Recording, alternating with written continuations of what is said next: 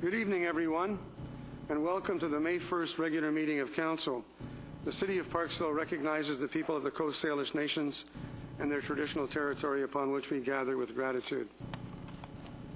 The first item we have on the agenda tonight is the adoption of the minutes of the Parcel Tax Roll Review Panel held April 19, 2017. I need a mover and a seconder. Moved by Councillor Beal, seconded by Councillor Oates. Are there any errors or omissions? All those in favor? Opposed? Thank you. That is carried. The next item is the adoption of the minutes of the council meeting held April 19th, 2017. I need a mover and a seconder that the minutes be adopted. Moved by Councillor Salter, seconded by Councillor Burden. Are there any errors or omissions? Seeing none. All those in favor? Opposed? Thank you. That is carried. I just want to point out that Councillor Patterson will be slightly delayed this evening. Next is the approval of the agenda. That the May 1st, 2017 council meeting agenda be approved. I need a mover and a seconder. Moved by Councillor Burton, seconded by Councillor Salter. Are there any errors or omissions? All those in favor? Thank you. That is carried. We have 3 delegations tonight. And the first delegation we have is the KPMG LLP City of Parksville 2016 financial statements. We'll have a presentation after that, and after the presentation, we'll have a vote on the accepting the audited financial statements. So, welcome. Your first name again? Lenore. Do you want to turn the microphone on, please? Hello. So go ahead. Great. Thank you. 10 minutes. Sure. Thank you for having me here tonight. My name is Lenore Lee. I'm a partner with KPMG, and I have responsibility for the overall audit of the financial statements for the City of Parksville. The financial statements have been included in the package, and I just wanted to provide a few of the highlights for this 2016 fiscal year in terms of the financial position as at the end of the year and the operations during the calendar year 2016. The financial statements begin on page 16 of the agenda. The first portion includes management's responsibility and the independent auditor's report. As drafted, the auditor's opinion is an unqualified opinion, which indicates that the financial statements are prepared fairly and contain no material misstatement. They have been prepared in accordance with public sector accounting standards, which are the required standards for government entities such as the City of Parksville. There have been no changes in accounting standards on a year-to-year basis, so those standards that were applied in 2015 have been applied consistently into 2016. Our audit applied a materiality threshold of $550,000. What that indicates is the cumulative amount of error by which these financial statements could contain prior to having an impact on our clean audit opinion. As indicated, our audit opinion is a clean one, and therefore we have not noted any audit differences greater than that particular threshold. The financial statements in terms of numerical figures begin on page 20 of the agenda package. The first statement, the statement of financial position, shows the assets, liabilities, and accumulated surplus of the city as at December 31st. The financial assets represent items that are cash or that can be converted into cash and have increased on a year-to-year basis from $42 million to $45 million. That represents primarily the surplus of the city, which has been invested as at year-end into short-term and long-term investments. There are some other timing differences between financial assets on a year-to-year basis. Primarily the decrease in the letter of credit securing development cost charges, which has a 3-year payment period. Financial liabilities represent the amounts that are owing by the city as at December 31st, and they have increased from $14.6 million to $15.2 million as at December 31st, 2016. The change represents primarily timing differences in the amount of payables, deposits, and activity and deferred development cost charges at year end. For instance, in accounts payable, there was work outstanding on ERWS, which resulted in an increase of approximately $300,000 in accounts payable for capital work in progress. In terms of deposits outstanding, there were 2 larger deposits received at year-end that are still held by the city related to the Phase 4 Cedar Ridge Estates and the Radcliffe developments. That has increased the balance from $2.9 million to $3.6 million on a year-to-year basis. In terms of development cost charges, the largest contribution in that area represented the Russian Avenue top layer, which was approximately $130,000. Non-financial assets represents those assets that are used in the normal course of operations by the city. They're not exchanged for cash, but rather used in the provision of services. They represent primarily the capital assets of the city, which have increased from $157 million to $161 million on a year-to-year basis. The increases arose from purchases or contributions of capital assets, as well as amortization, which is the usage of capital assets over time. The accumulated surplus of the city represents its net worth, or the net resources available to provide services into the future. That balance has increased from $185 million to $191 million. It represents primarily the city's investment in capital, as well as its unrestricted surplus and restricted surplus. And I'll point out the note with the detail in a moment. The next page of the financial statements, page 21 of the agenda, is the statement of operations. This notes the revenue and expenses of the city for the 2016 fiscal year. You'll see that the city had an annual surplus of $6.3 million in comparison to a surplus last year, 2015, of $8 million, and a budgeted surplus of approximately $8 million. The primary differences between 2015 and 2016 in terms of revenue relate to developer contributions. There were several larger contributions in 2015 that were non-recurring into 2016 related to Church Road, Stanhope, and Cornfield Road, whereas the contributions in 2016 related primarily to Ashcroft Place and Tilba Terrace.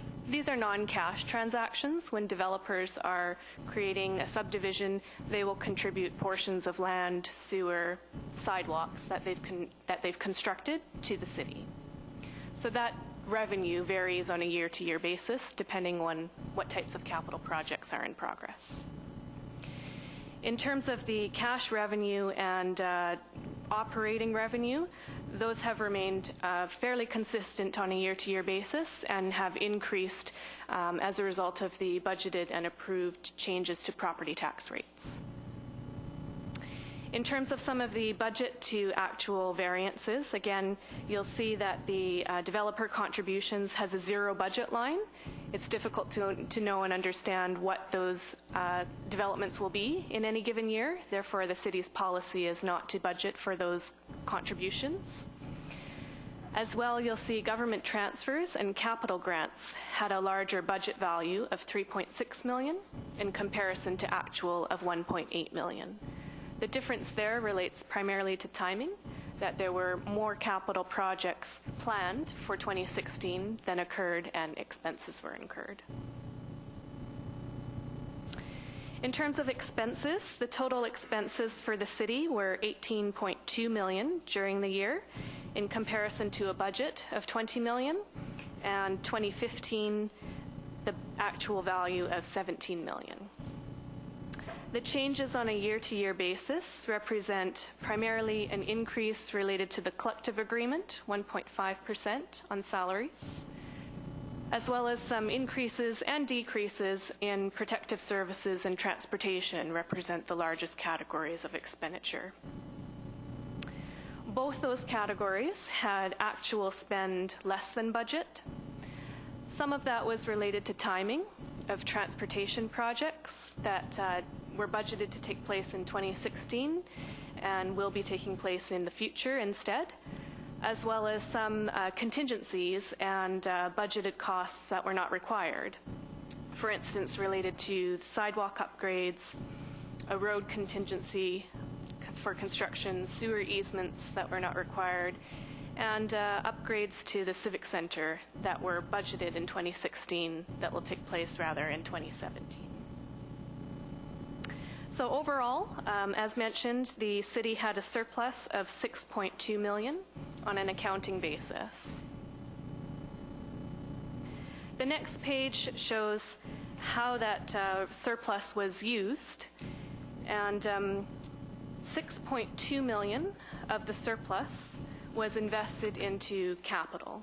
So essentially all of the accounting surplus generated during the year was invested into the acquisition of capital assets, replenishment of long-term assets used in the delivery of service.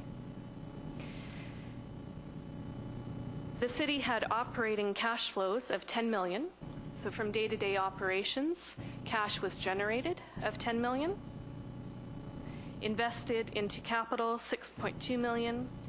And the remainder divided between repayment of debt of $200,000 and the rest invested into investments of $2.7 million.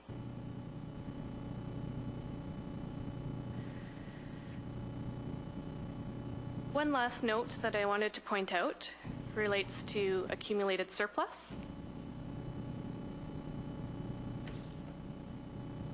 That's note 10 to the financial statements, which is on page 31 of the agenda. So I had mentioned that the city has an accumulated surplus of $191 million. That represents the total surpluses since inception of the city that have been accumulated.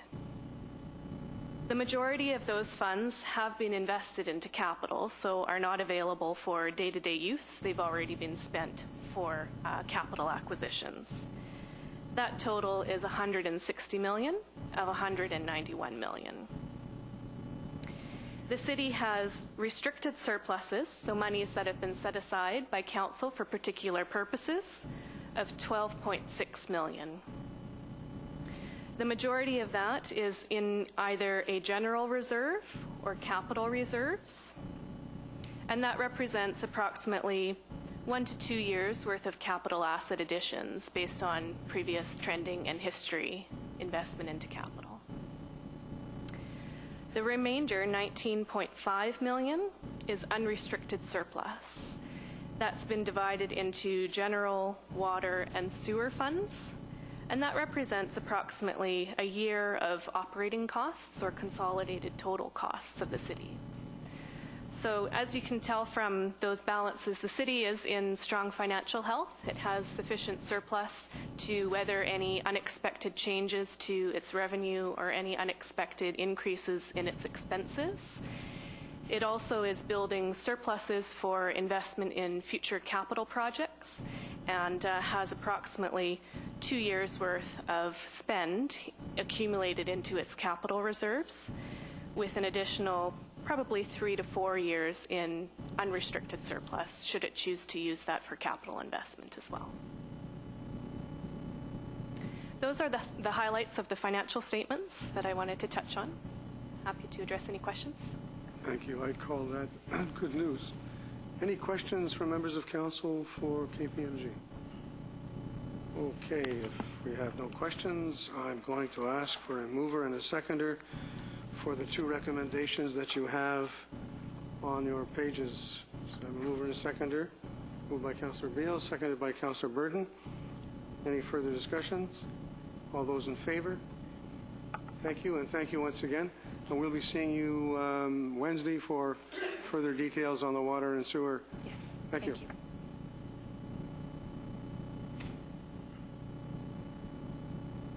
The delegation of one. Elaine Young. Welcome, Elaine. Good to see you again from the BC School Trustees Association. So make yourself at home and... I will make myself at home, sir. I have a gift for you. I come there and get it. Oh, great. This is... Not money, is it? No. Oh, darn. It's a Okay. copy of the Public Education is the Key Great. campaign Okay. poster, which for right now, I'll Put right there. That's a great spot for it. Yes, thank you. and I have other copies if this is something you want to share those. I've got somebody setting up handouts because I'm old and I'm a teacher. So teachers always have handouts. Well, okay, you know. And I have handouts for.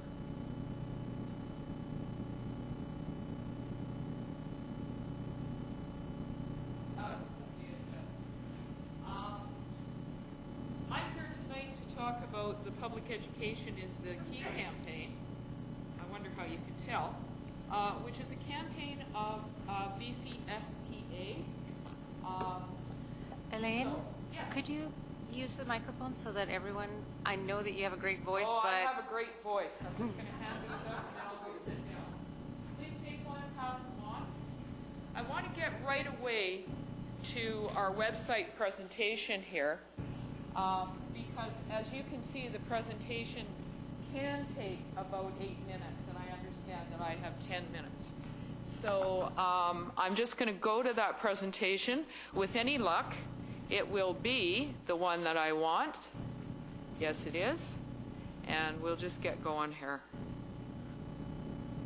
This is Isabel McKenzie, who is the seniors advocate for British Columbia, speaking on why seniors should be concerned about public education.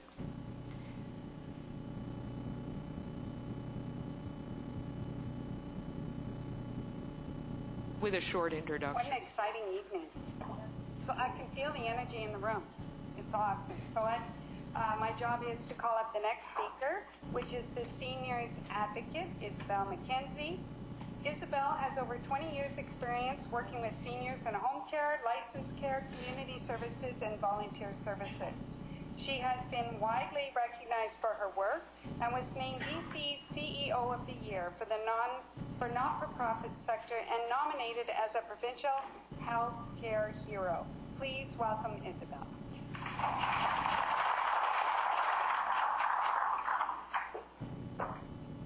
Thank you, but you forgot the most important part of my biography. I have been a publicly elected school trustee. The most important accomplishment.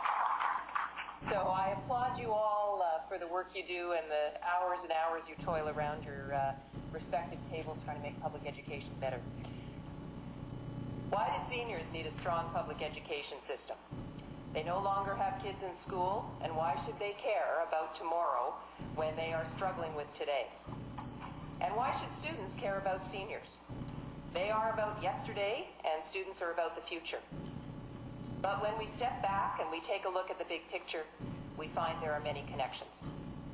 Over 2,000 years ago, the philosopher Aristotle opined, all those who have meditated upon the art of governing mankind have been convinced that the fate of empires depends upon the education of youth. And here we are today with evidence that clearly demonstrates those countries with the strongest, most egalitarian public education systems have the longest life expectancies, the best health outcomes, and high quality of life in retirement. So seniors need a strong public education system because it's the foundation upon which we build long, prosperous, and healthy lives. Seniors need a strong public education system because seniors are people. They work. They're employed, they pay taxes, they have families. In short, seniors are an active part of society, and by 2031, they'll be 1/4 of British Columbia's population and just over 1/3 of its voters. Seniors need a strong public education system to produce the trained professionals they will need as they age. Seniors need educated and trained scientists who will continue to push for cures and discoveries for Alzheimer's, Parkinson's, heart disease, incontinence, COPD. Seniors use health care more and need trained and educated doctors who can diagnose what's wrong with them. And seniors need educated nurses who can provide curative care specific to their needs, whether in a hospital, a nursing home, or their private residence. Seniors need educated and trained physiotherapists and occupational therapists who can help them adapt their bodies and their environment to the physical challenges many will experience as they age, and they need educated engineers to discover the assistive technology to help if they lose their sight, hearing, mobility, cognition. Seniors need educated pharmacists, lots of them, to ensure they're taking the correct medications in the correct dosage at the correct time, whether that's 10 a.m. on Tuesday or 9 p.m. on Saturday. Seniors need trained care aides to assist them in the day-to-day tasks, such as bathing, getting dressed, going for a walk, keeping track of their medications. These activities of daily living most of us take for granted are crucial to our health and our well-being, but they can be very, very challenging as we age. Seniors need educated lawyers who can make certain the paperwork's in order to ensure their wishes are carried out both during their lifetime and after their death. And seniors need educated social workers to make sure they get connected to the supports and services they need for their physical and emotional well-being. We are more than the sum of functioning body parts. We are sentient beings, and we require connection. Seniors need a public education that focuses on EQ as well as IQ. For most seniors, the care is as important, if not more, than the cure. The cure requires one type of skills, evidence-based, focused on outcomes, persistent. But care requires another, empathy. Yes, I need the type A personality in the laboratory or the operating theater, but I also need someone who will walk slowly with me, listen to my stories, and hold my hand while I'm dying. As a senior, I need an educated workforce to build a strong economy that will create the wealth to pay for my care. I need to know my children and grandchildren will have the secure future that comes from the jobs that a strong public education system prepares people for. If my family has their own security, they will be better able to support me emotionally, physically, and if needed, financially in my final years. As a senior, I need to be valued. I didn't just contribute to building this province, I continue to contribute through my work, through my volunteering, through caregiving. I give more time in unpaid work helping than younger people. As a senior, I need to contribute. Students and those who govern public education need to listen to my lessons learned, hear what I am saying, and understand that my opinions on public education are just as important to listen to. I help pay for the system, and I have a vested interest in the system. As a student, I care about seniors because they can influence the decisions about my future. Approaching 25% of the population and over 30% of the voting age public, seniors' voices will influence the laws and the spending, and I need their support for my future. The unique needs of the aging population creates opportunities for my future employment. Investment. What companies will I work for? What stocks will I buy? Research. What laboratories will the scientists of tomorrow toil away in? What cures can I help to be a founder of? Will all be impacted by the growing cohort of seniors. And there's a good chance my boss and possibly my teacher will be a senior or will be caring for a senior. Currently, 26% of people over 65 are still employed, and even 7% of people over 70, and it's projected to increase. I need to know and understand the issues my potential colleagues and mentors are facing. As a student, I care about seniors because today it's my grandmother, tomorrow it's my mother, and before I know it, it will be me. I will be part of creating my own aging future, and I need to learn from the seniors of today. So, a strong public education system and seniors, we need each other. Thank you. So what I've done here is I've taken you to the center of our campaign, which is week 4 of our campaign, where we talked to 6 different sector leaders. We talked to people from technology, we talked to students, seniors, we had the representative for children and families. I think that that this video, the reason that I chose this video is because I thought that it fit very well for our demographic, and I found her arguments were really quite persuasive in terms of my interest in public education. On the sheet that I've provided everybody, there's more information about the things that you can do to help support public education, particularly in this run-up to the provincial election, which comes May the 9th.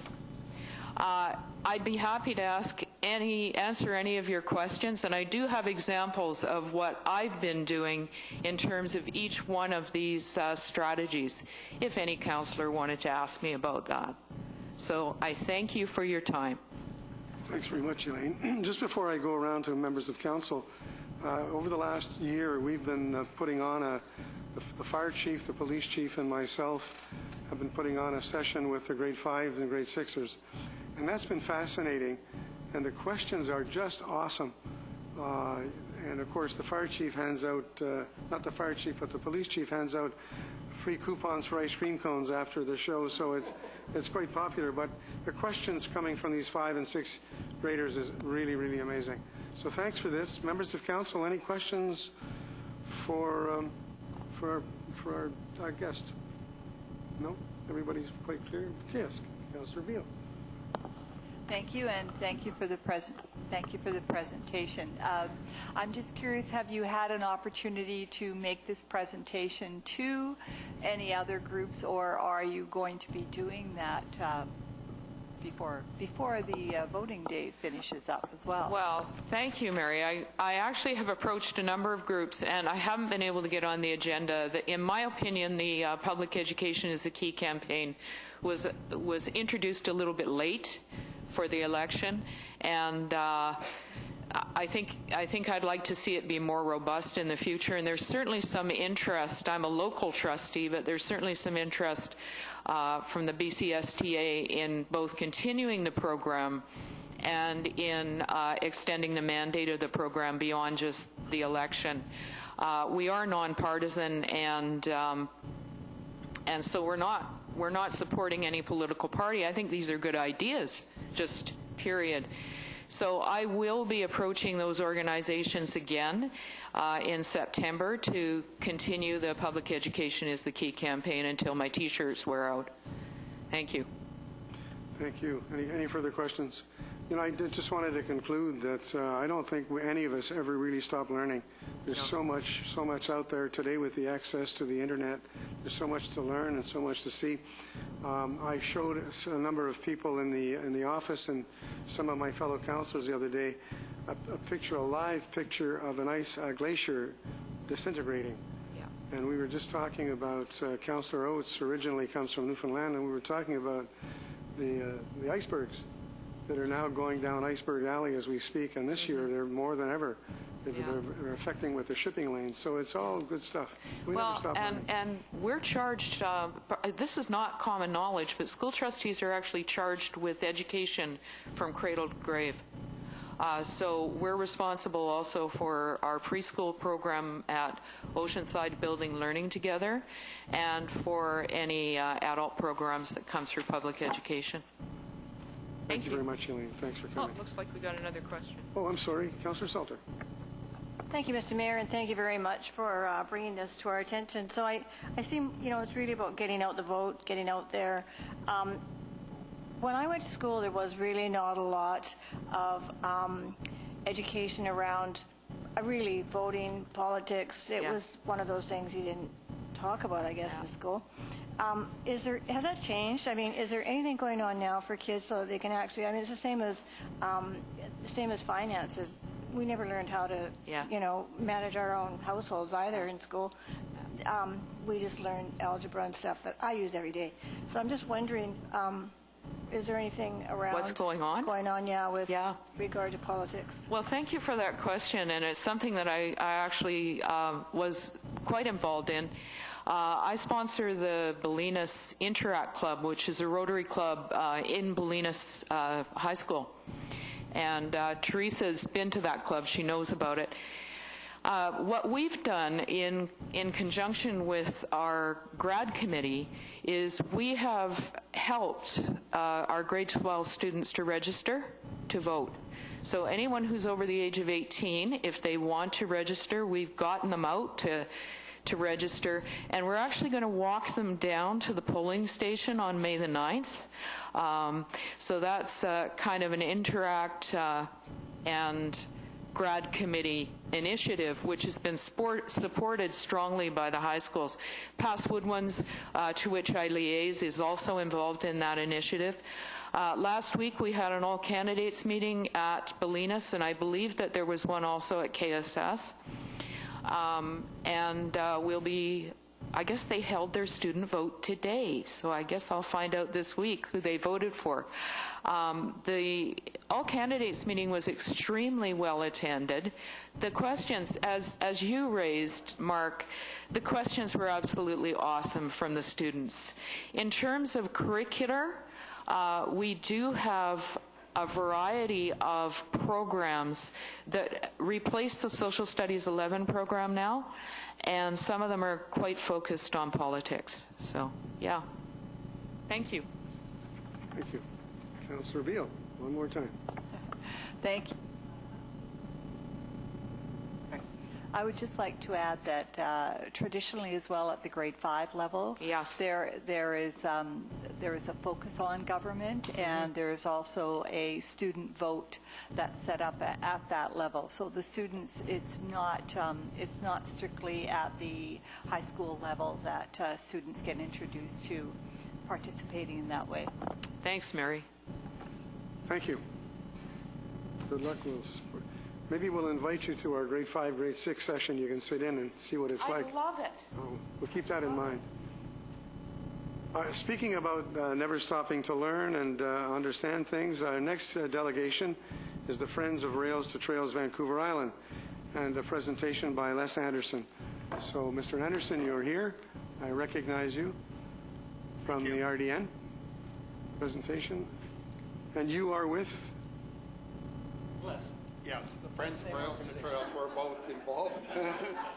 Wilfred's going to give To answer your question, yes, I'm Wilfred Warland, and Les and I are among the organizing members of a group that calls itself Fort VI, Friends of Rails to Trails Vancouver Island. And I believe a number of the people behind me in the gallery are friends. I don't know them personally, but I believe that's why they're here. We didn't organize this specifically. Les will give our presentation, and when we're finished, we'd be glad to answer any questions.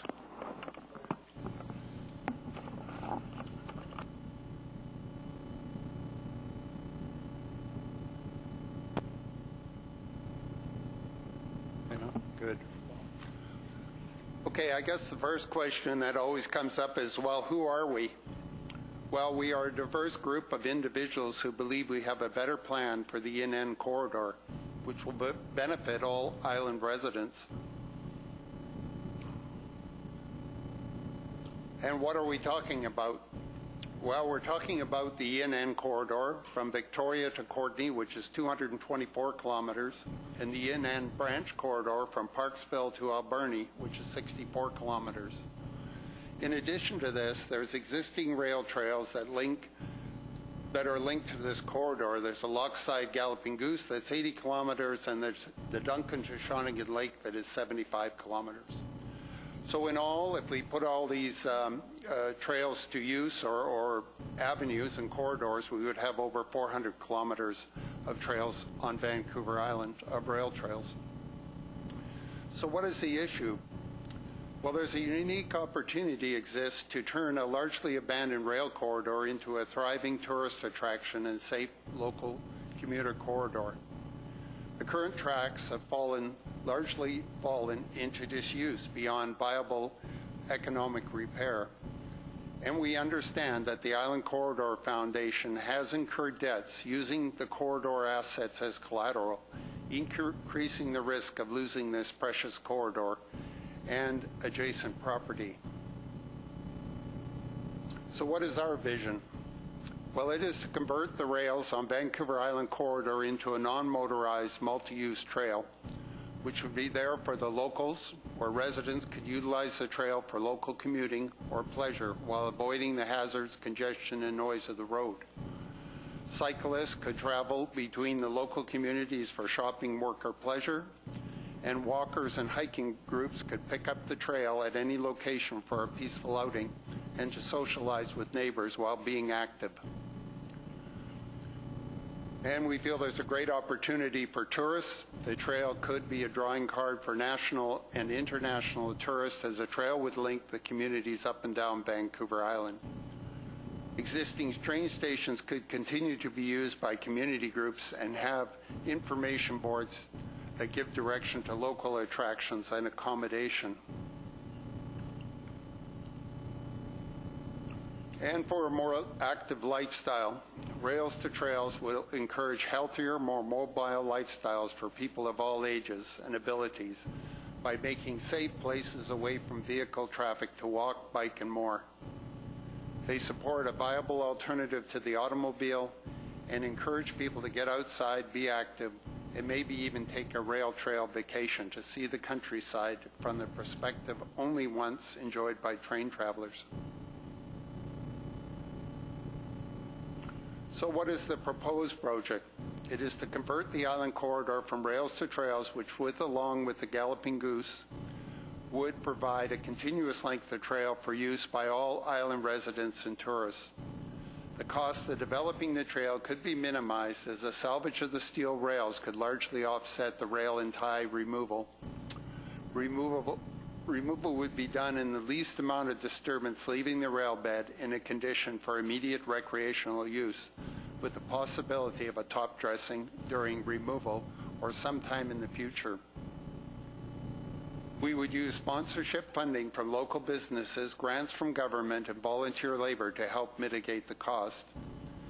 And we could develop lease agreements with local utilities companies such as gas, water, power, which may wish to use the corridor for their infrastructure, and by doing so would reduce the future maintenance costs of the trail. And we'd enter into agreements with First Nations for trail segments that pass through their territory, encouraging and sharing their cultural traditions. So what's the process? Well, the first step is acknowledgement and acceptance. This is to obtain adequate public support and persuade the ICF to adopt the Rails to Trails initiative. And this is where we are right now. We're meeting with the parties of interest to gather and disseminate information, and that we've met with the ICF. We are met with a number of regional districts. We're now meeting with municipalities, the public, and First Nations. We built a communication platform with websites, newsletters, and Facebook and emails. We've developed connections with the news media through the newspapers, and we liaison with recreational groups to strengthen our position in cycling, hiking, and walking groups. And what's step two? Step two is the plan and preparation. Assist the ICF and regional districts by providing advice, support, and feedback on the trail planning process. So as we move into the second step, we would step back and be advisors as to how they may get funding and help with doing that with contractors and volunteers, and with trail development, seeing that the design meets the users out there of the trail, and help resolve First Nation right-of-way issues. And step three is the building and maintenance, and at that time, when they start the building, we would oversee and provide feedback to the ICF on the trail contracts, on the monitoring process, and on the maintenance program. Connectivity. This is something we're very concerned about, is the current Rails with Trails program. Without the ability to utilize existing trestles and bridges, small sections of trail are becoming fragmented. These short sections of trail are often being built at very high cost parallel to the tracks that may never be used in the future. And the example here is the Parksville to Coombs Trail. It's a really nice trail, well built and beautiful, but it's built right beside a rail bed that could have been used, and the cost of this trail was close to $3 million for 7 kilometers. And it also is the easiest portion of the trail to be built alongside a rail. Once we come up to bridges or to trestles, the cost will increase significantly. So are you interested? Well, now is the time for us to move on this initiative. First Nation communities are feeling frustrated with the lack of action being taken on the corridor. Regional districts have started initiatives to provide costly alternative right-of-ways parallel to the ENN track, when the most obvious one is being overlooked. Walkers, cyclists, and tourists in community neighborhoods are losing a valuable resource. We need to take action, and now is better than later. The ICF current management plan to reconstruct a safe and effective rail service is not working. We can put more time and money into this rail initiative that isn't working and delay facing the inevitable, or we can act now and work towards making our organization an effective tool toward transforming the corridor. So are you interested in allowing us to help keep this corridor alive? If so, please provide your support, either directly to us or through our website. So we'd like to thank you for allowing us to make today's presentation. We hope that we have impressed you with our ideas, energy, and determination to keep this ENN corridor alive in a viable way. Further information about us, as I said, could be found at our website. Thanks very much for coming. Thank you. Members of council, any questions for the delegation? Councillor Burton, and Councillor Patterson, Councillor Beale. Well, I'm certainly interested.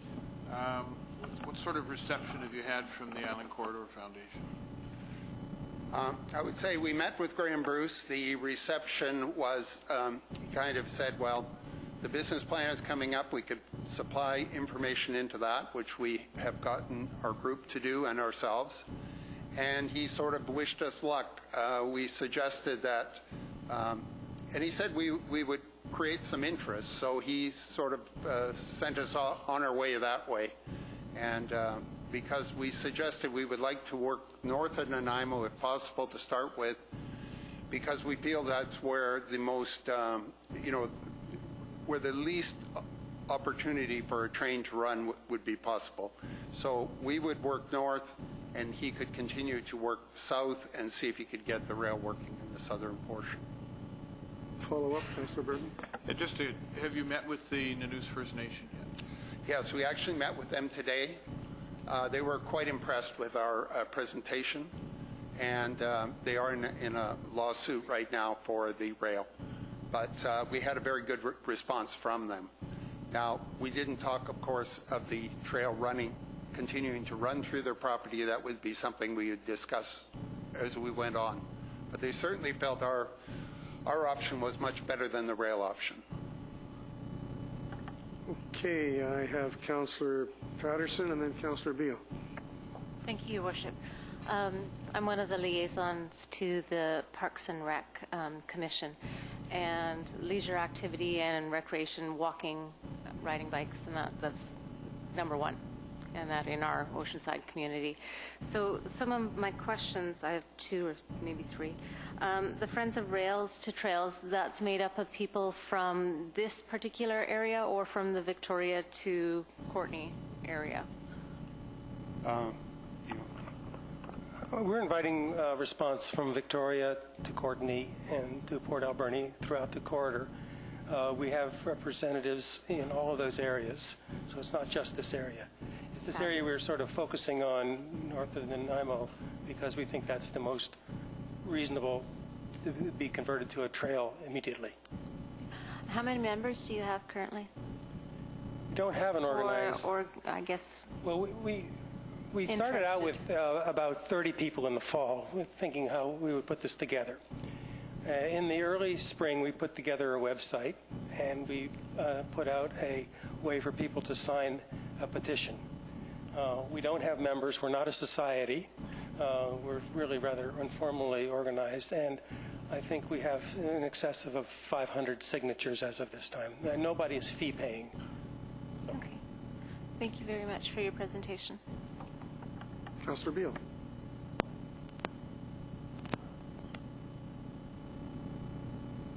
Disconnected.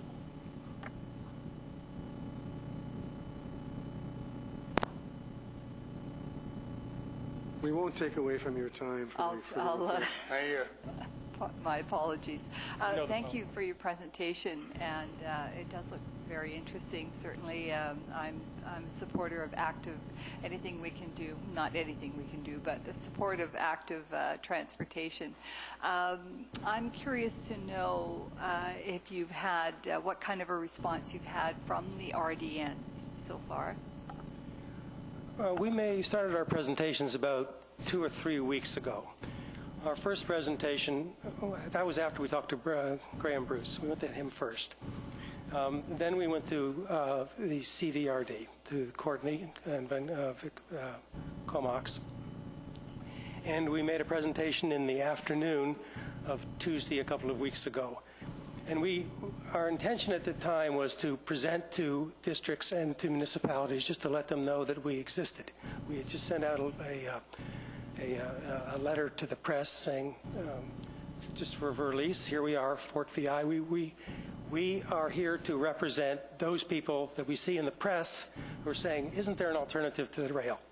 So we wanted to bring those voices together. And at the meeting at the CVRD, we didn't ask for anything. We just said, here we are. We'll answer your questions. There were questions. We left that meeting figuring, well, who was for it, who was against it, what was the attitude of the committee. But as I say, we didn't ask for nothing. In the evening, we made the same presentation to the RDN. And again, we didn't ask for anything. We hadn't really thought that far ahead. And the questions there were much more interesting and much more indicated a much more keen interest in what we were talking about. And then we left the meeting. We didn't know what was going to happen. And it wasn't until we saw the paper 3 days later that we found out that a motion had been put forward that the RDN send a letter to the ICF asking the ICF to turn the section of rail from Parksville to Courtney, which is beyond the RDN, we realize, into a pilot trail. So without asking, we thought, well, we were really overwhelmed when that happened. So at that time, we sort of geared up. We thought, we'll go to Port Alberni and see what Port Alberni has to say. So we've been to Port Alberni. Again, we didn't ask for anything. We said, this is what's happened. We would like your support. We look forward to hearing more from you. And we left that meeting, again, a bit more neutral. We don't know what we've heard. We've also been to a number of local community organizations. Les can speak more to that because he's actually done those presentations. And all of those we've received very strong support. Of course, they don't have a political voice except for indirectly. We are also scheduled. We have another meeting scheduled. What's our next? And we went to the News First Nation today. One more question, one follow-up. Thank you, and I appreciate all the detail, and I can also appreciate that perhaps starting Parksville going north towards Courtney could be particularly interesting, and as I understand, or did understand, that Port Alberni was still looking at, could a railway work towards that community. I've had the opportunity to travel by bicycle and walking on some of the trails that have been transformed in the province of Quebec, and I know they're very, very popular there. So, and the Tourism Association, I know on Vancouver Island, is interested in developing trail networks. So there may be other groups out there that would be able to offer some support or support with letters or campaigns and the like. So thank you very much. Thank you. One of the things that I wanted to ask you, in terms of the governance of the ICF right now, it's run by the ICF board, fairly well ensconced, and they don't appear to be going anywhere because I've been dealing with this issue of rail for a long time, and I understand your frustration. Frustration that the city of Parksville has always taken is that you can't do anything for $20 million from Victoria to Courtney. And the more we talked about that, prior councils in Nanaimo were very supportive of the rail, and finally ICF said, well, we're going to really stop the rail line in Nanaimo, and we provide rail service to Parksville, Qualicum Beach, and Courtenay on the weekends. Yeah. That was something brand new that was brought out of the blue from nowhere. In my world as mayor, I talk to an awful lot of people, and I've been talking lately quite a bit to the mayor of Port Alberni. And the mayor of Port Alberni tells me that he and his group, the shipping companies and the little rail company they've got going now, they're talking to China. And they're looking at the Alberni Inlet as a possible route that China might take to bring its shipping containers rather than having to go all the way to Vancouver. And one of the ways in which those other ships could take some of the cargo and transport it to Vancouver, smaller ships, and other ways of transporting it would be by rail. The rail could go to Nanaimo, it could go to Victoria, and so forth and so on. The other thing that I've seen over the years that I've always found very, very interesting, if the rail line by some means got up to snuff, there are cars that go on the rail line that look like a bus. So for example, you would have that kind of service, and when it got to Parksville, you lift up the rail wheels and you get on your rubber wheels and you go into town, drop people off, get back on the rail track, and away you go.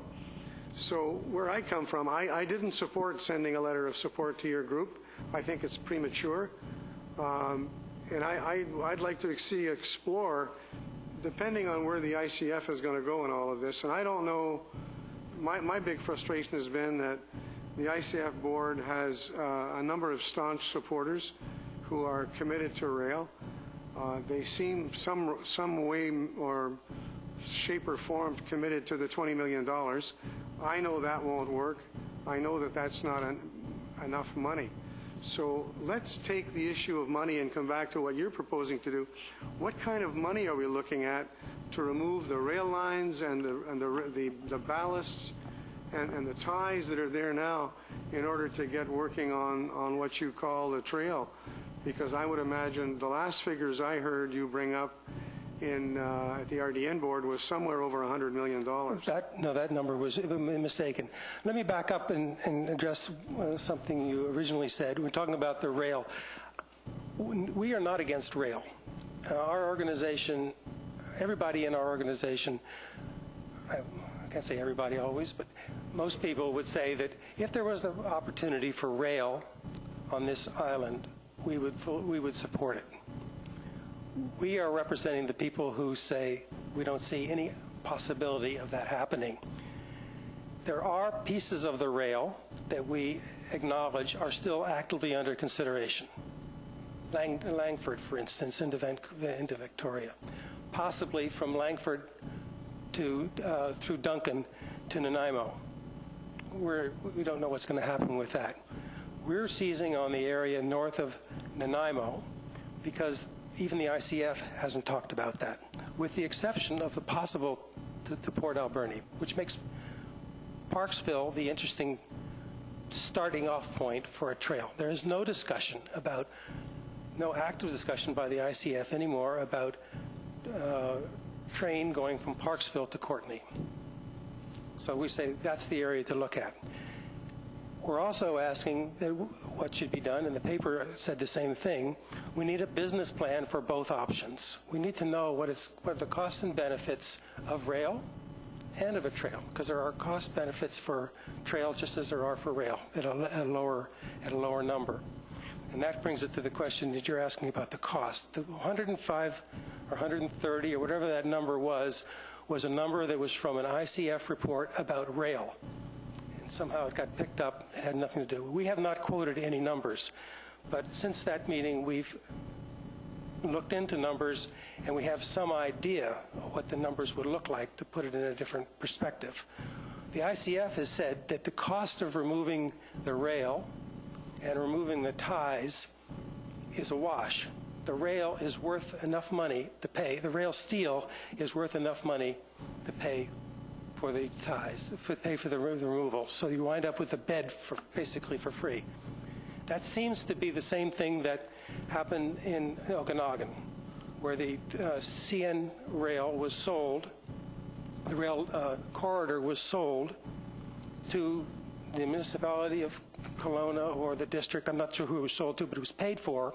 It was acquired, but it was acquired stripped clean of the ties and the rail. And my understanding in talking to the organizers of that trail is that CN made money doing that. They made money from removing their rails. Again, I'm just speaking by analogy here. We have not done any close investigation. There are very interesting YouTubes, by the way, to show how to remove rails and rails and ties, and it's very quick. Again, looking at the Okanagan numbers, what it costs to build the trail, which they're building on the same basis of we were talking about here. So the rails are gone, the ties are gone, and you have the bed to work with. Now, this is not counting trestles, because there are no trestles on the Okanagan Trail. Their costs, including environmental costs, including all the setup costs, all the liability costs, all the soft costs, the crossings for the roads, which we have about the same number of roads, providing dog facilities in some locations, parking, washrooms, and things like that, plus a 40% contingency on top of that. So 30% of their budget for that project makes the project cost something in the order of $160,000 a kilometer.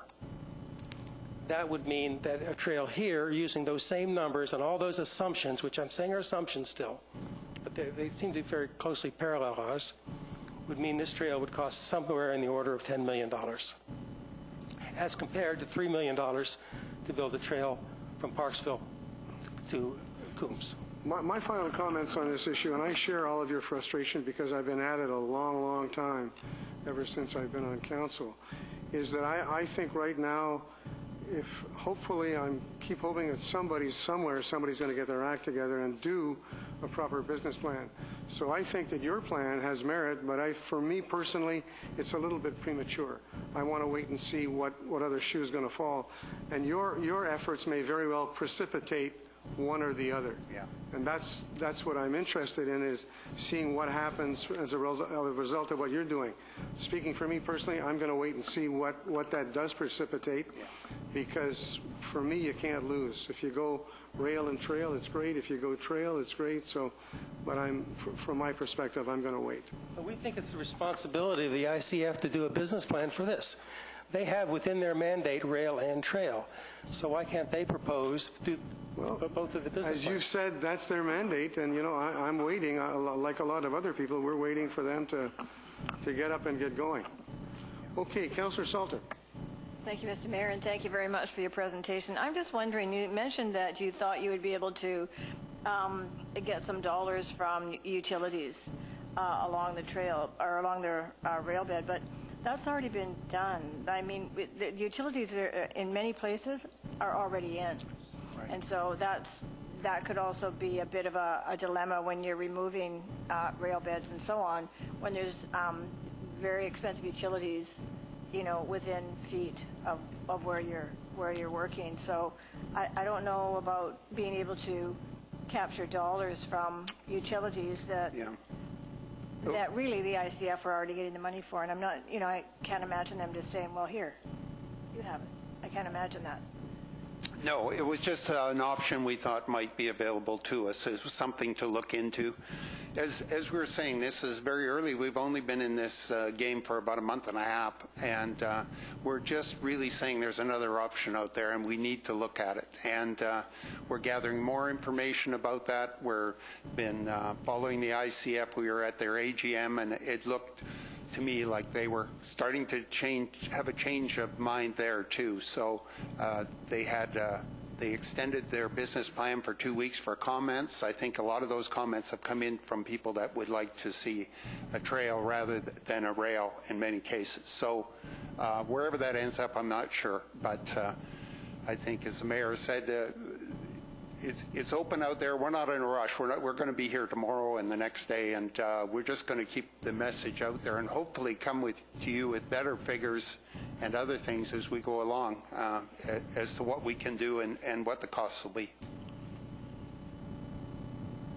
Any further questions from members of council? You have a follow-up? Quick follow-up. So yeah, I just wanted to finish. I just wanted to say that I think it is a multi-layered issue that, you know, and what you're trying to attempt here is going to take, probably take a long time, because we're really not even through, we're not even through the ICF coming to a decision with regard to what they're going to do with the rail. So yeah, as long as you, sounds like you say you're in it for the long haul, so so yeah, good for you, because I think it will be a long haul. Right. Councillor Rowe. Yeah, thank you, Worship. I really want to thank you for coming and giving this presentation to Council. I think that the whole issue of the ICF is something that needs to come to a head. I believe you're messengers of the obvious. I think the fact that you've been able to gain the capacity that you've gained in a short amount of time is an indication of the traction that you're getting out there with the public. I, too, have heard the things that the mayor has heard. I've also heard the things from the public as well, that they'd like to, you know, let's do a trail and have it over with. There will be no trains. There will be no trains. We certainly have a responsibility to be, I suppose, sometimes concerned about our neighbors, and if we're going to make any decisions that might affect their economic viability with respect to Port Alberni. But, however, I think that the economic benefits to the island as a whole of having a trail system such as the one you propose would probably exceed financial benefits of one single partner in the entire island. So I wish you much luck. I hope that this builds capacity and it achieves the result that you and I and many others wish to achieve. And I think it's good for people like you to get the public behind it, because sometimes politicians don't have the will to do what is obviously right. So thank you. Thank you. Councillor Patterson.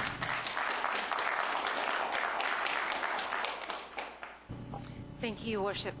When you were talking in that, I took a moment to Google and look up the Kelowna CN rail, and that's from Kelowna to Vernon. So it's 48 kilometers, and the contract and that for the removal was $22 million for the land purchase of the, and that of, you can continue and we'll talk.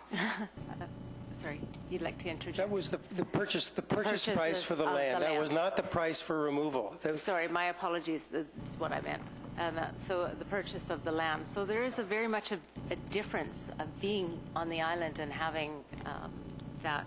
But it's really interesting. It's 48 kilometers, and it's taken a long time, because that process started in 2014 with the defunct railway, and it's expected to be completed in 2017. So we know that everything takes time, and I do hope that the momentum isn't lost or anything with your group. And as we know with the ICF, it's been a long process.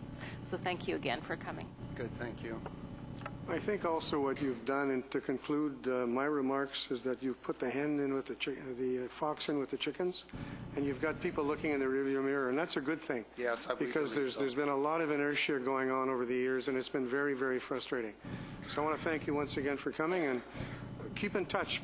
Come back from time to time and give us an update on what's happening and where things are going. We'd appreciate it, because we don't hear ever from the ICF. No. Thank you very much.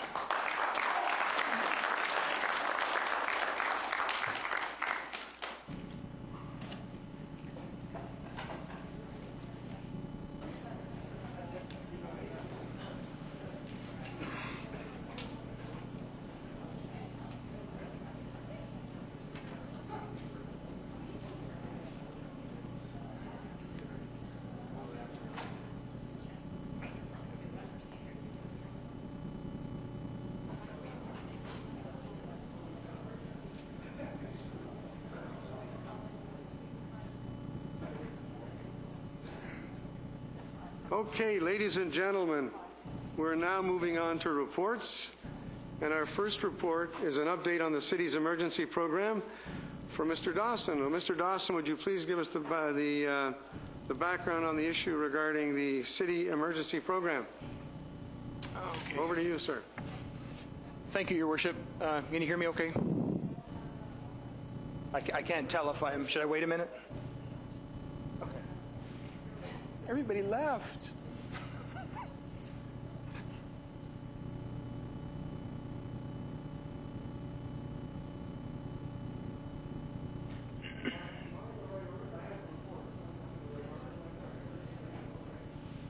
It's a verbal report with some pictures.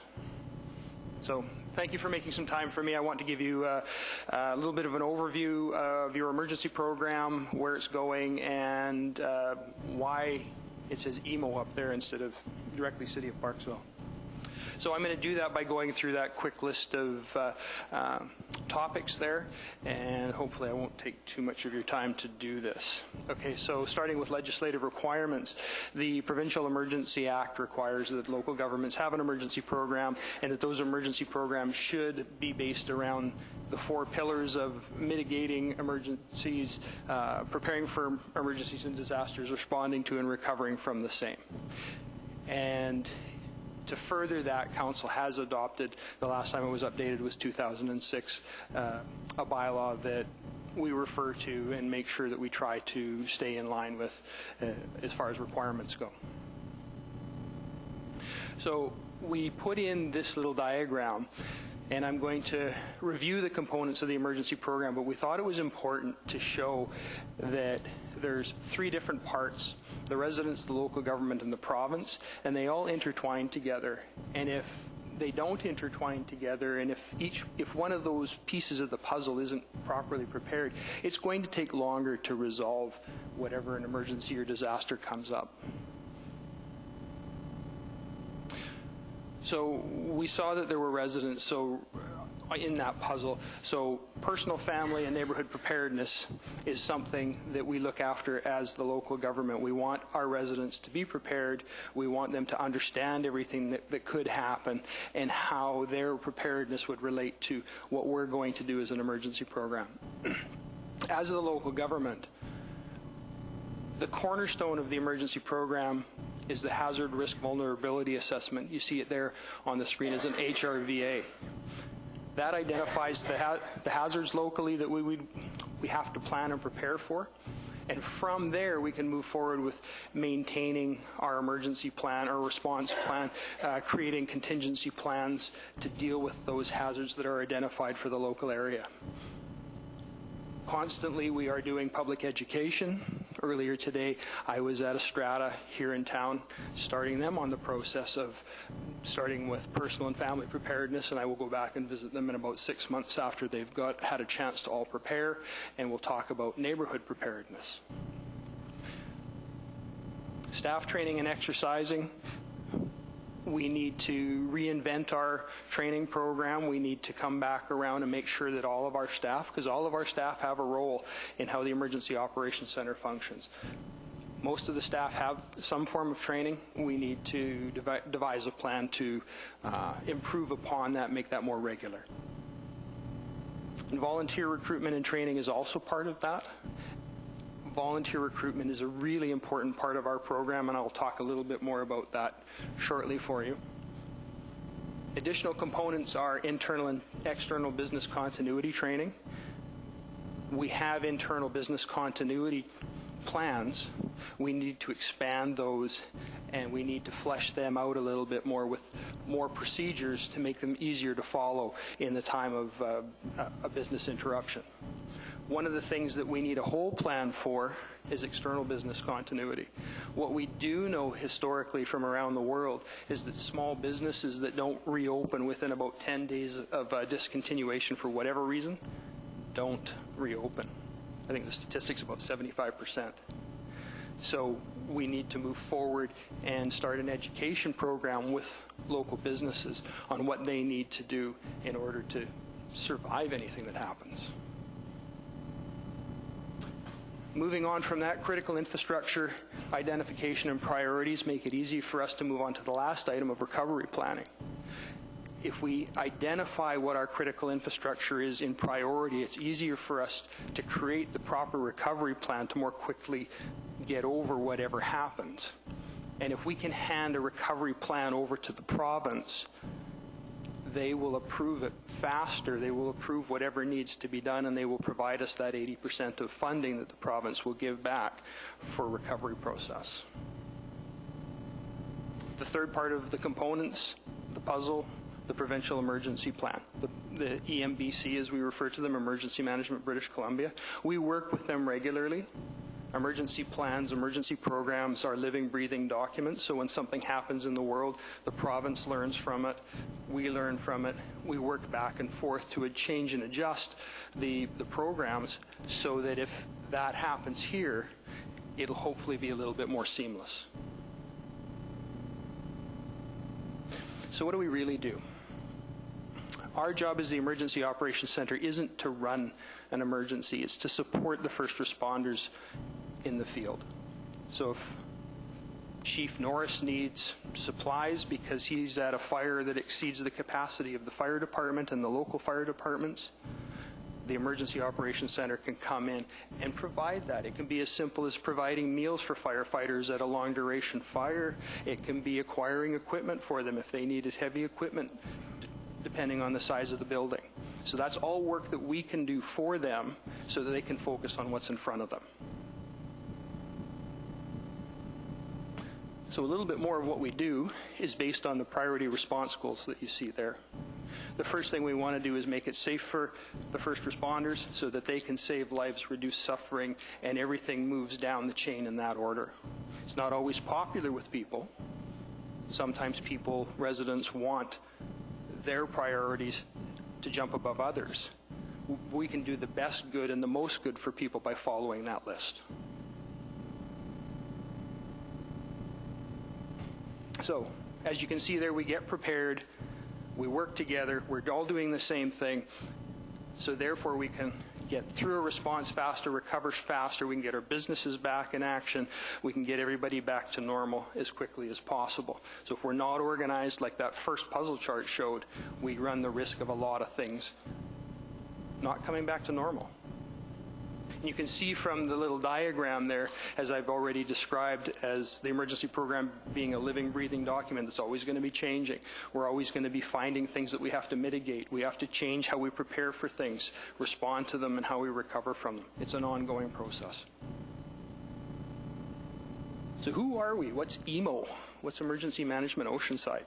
What we've learned is that we don't have enough resources as one small local government to do something long term. We can deal with the short term events on our own as the City of Parksville. We can get through day-to-day things. But if something more major happened, if we had to run an emergency operations center for 24 hours a day, 7 days a week for even a short period of time, we don't have the staff and the capacity and the resources to do that. But if we work with the town of Qualicum Beach and we work with the regional district of Nanaimo, we've suddenly got 3 different staffs to draw from. And we can potentially then have 24/7 fresh people doing the work that needs to be done. So we have worked, you can see I'm there, Rob Damon from the town of Qualicum Beach, Erica Beauchamp she's the acting EPC right now until they hire a full-time emergency program coordinator to replace Janie Drew.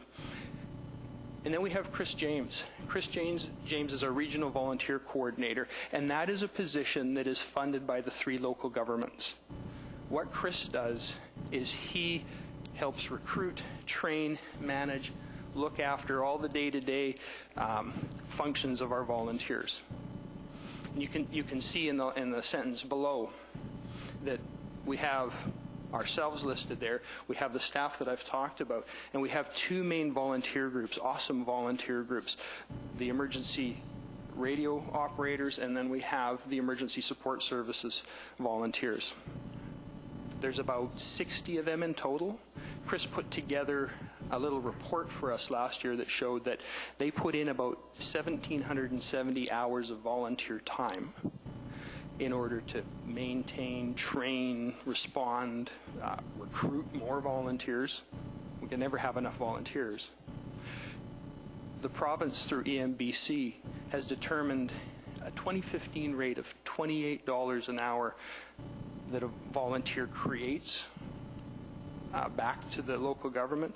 So 1770 times 28 is just about $49,500 we got back from the goodness of our volunteers, and they're awesome volunteers. With our emergency radio volunteers, they have trained themselves up with the support of the 3 local governments. They are the centerpiece for a very large-scale amateur radio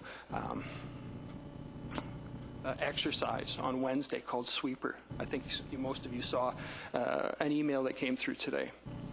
So that's an international, that's talking to people in Washington State, that's all over the Lower Mainland, all over Vancouver Island, and Canadian Air Force, as you saw, will be part of that as well. And that's to test how we get messages to where they need to go now, rather than trying to test under a disaster situation. So they've got themselves to a point where they're the centerpiece of this kind of an exercise, which tells you the kind of quality of the volunteers that we have. Our emergency support services volunteers will be working next week. They are having a real-time live exercise with the residents of Eagle Crest. They're going to set up a reception center at the Eagle Crest Golf Course, and residents are going to come up and go through a registration and referral process so they can test their capacity as well. So our volunteers are really going that extra mile for us. What are the emergencies? So the province has studied that and looked at 57 different emergencies or disasters or hazards that could happen across the province.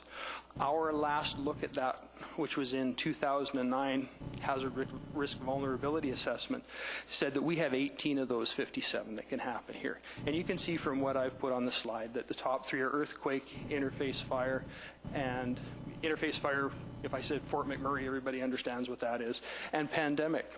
So we've had small earthquakes. There were 2 larger earthquakes in northern BC today. And then we've also had H1N1. So that's all reality, and that all plays out fairly accurately. More normal things that happen, things that we see on a regular basis, are things like dangerous goods spills, extreme weather. You could almost call last winter extreme weather, out of the norm from what we're used to, right? But if we get higher snowfalls and people are trapped or whatever that weather provides, go back to 2006 and the windstorms, those are the kinds of things that are a hazard that relates to this area that we have to plan for. Just to give you an idea, this is all the positions that would be in an emergency operations center for a large-scale event. So if you think of all of those positions there and a minimum of 1 person in each of those spaces, that's a lot of staff. And if we had to run that on a 24/7 basis, we'd start to burn out people pretty quickly if we didn't have the support of our neighboring local governments. And at this point, we seem to be doing well working together. You can see at the top and the left, there's something called the policy group. And the policy group is you, Council. So what's your role? So although the staff are all trained and we all work, this room would convert into an emergency operations center, and staff would populate it in all those different positions that you saw, and we would take care of business. But where it's important to have council and what council's role is if we need extreme direction and advice. So in a very worst case scenario, you might have the director of the Emergency Operations Center coming to you saying, A and B are both doing the same thing and we only have enough capacity to deal with one of them. Which one do you want? Okay. We also ask you to set expenditure limits. Although for the response phase of any kind of operation, the province will pay 100% of that back. We have to pay all the bills in advance before we send those invoices forward. So council needs to tell us how much money we would spend on any given response in order to resolve it. Now, authorizing the declarations and terminations of a state of local emergency, that's done by the mayor or the acting mayor. We prepare all that paperwork and come to you with an explanation through the CAO or whoever the acting CAO is, who becomes the director of the Emergency Operations Center. So in a whirlwind couple of minutes, I think I've given you an overview. Thank you very much. Before I open it up for questions from members of the council, there's also a certain element to this of confidentiality that you won't be talking about tonight. Am I correct on that? That's correct. Yeah. If we start to get into personal information, we won't be talking about that tonight. Thank you. Members of council, questions for Mr. Dawson? Pretty comprehensive. Councillor Beal. Thank you, Mr. Dawson. That was interesting, and I did want to compliment you or comment that your timing is impeccable with the 2 earthquakes this morning and the anniversary of the Fort Mac fire, which, what an impression that made on everyone. And it's great to have this presentation. I think that, certainly speaking for myself, having been to some training in the past, both being here on council and in other settings, it's so important to have those refreshers and reviews. It's also very, I know that people have spoken very highly of the organization that we have here in Parksville, and certainly, that credit goes to yourself and to the fire department and other first responders, and I know that you in particular have been able to help other communities when they face difficult times. So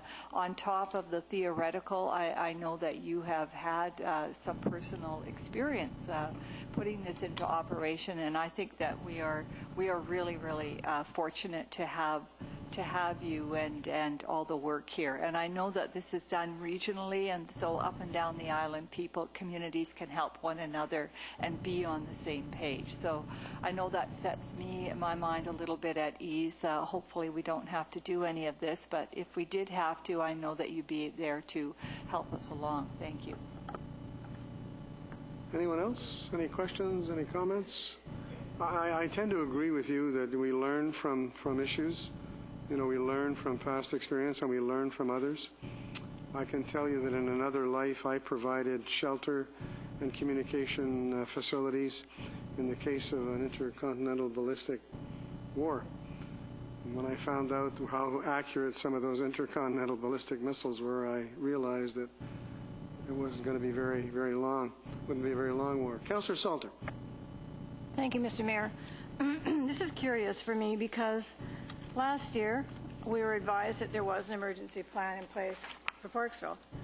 And I had asked to see that emergency plan, but I was advised that I couldn't. I wanted to take it home, look at it. I couldn't do that because, there was all these numbers and people's names and so on in the plan. There was all this stuff that was extremely confidential. I couldn't do that. So I was good with that. So I waited, and actually just last Friday, as you know, I came down to see the plan. And what I read was nothing. There is nothing in that plan. There is no detail in it at all except 100 paper plates, 50 paper cups, a few forks and knives. There is nothing in place in that plan for an emergency in Parksville. And you and I discussed that. And what you assured me was that, in fact, there is a plan. It's in boxes around here. And at some point it's going to get put into a plan. But it's very curious to me when I hear it's confidential, there's confidential information. There was no information in that plan. There was no names.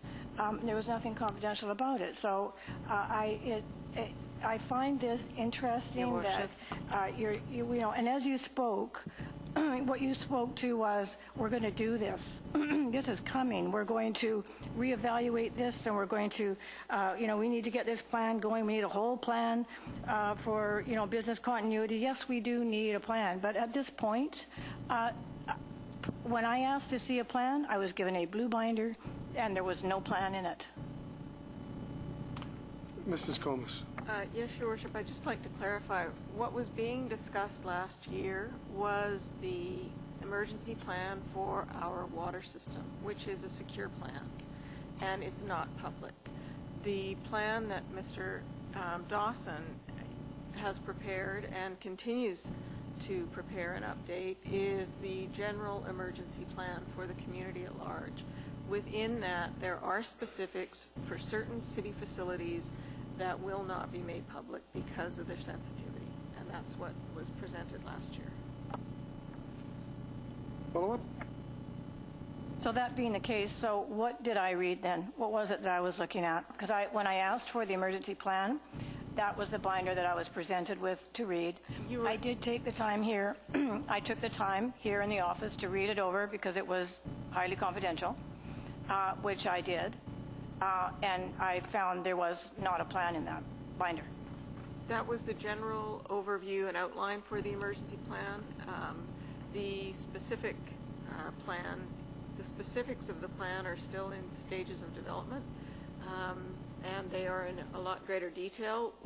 What we don't have here at the hall and what is in the possession of the operations department is the secure water emergency plan, and that's what had been discussed last year.